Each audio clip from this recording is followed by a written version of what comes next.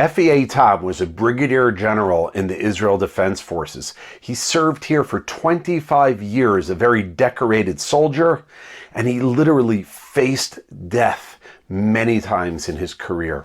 And after 25 years, he just needed a break. He decided he was going to travel to Alaska on a fishing trip.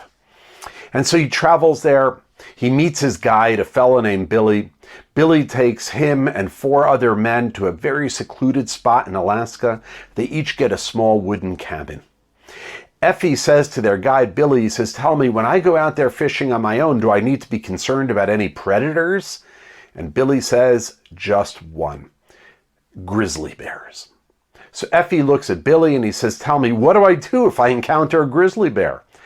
So Billy says to him, all you need to do is to say the following: Bear, I intend to fish here. Please go find another place. This is my spot. So Effie looks at him, cracking up. He says, really?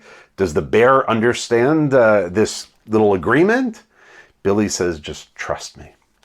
So Effie goes out fishing the next morning, very secluded, and sure enough, just a few minutes later, he hears a rustling, and he turns around and he's confronted by a bear.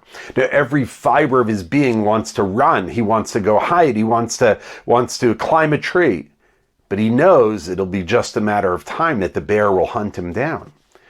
So instead, he looks at the bear and he says, Bear, I intend to fish here. This is my spot. Go and find another place. So the bear just stands there, gets up on his hind legs, and he's enormous. He's even bigger than he is when he's on 4 legs, standing up.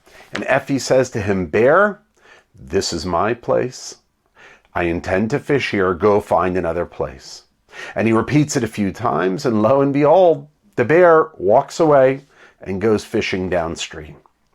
Now, when Effie goes back, he says to Billy, you're never going to believe what happened. And he tells him. And he says, tell me, Billy, how does this work? Does the bear speak English? How does he know? And so Billy says to Effie, he says, let me tell you something. If you run up that tree, the bear will look at you as prey. He will consider you to be food, and he will hunt you down, and he will track you down.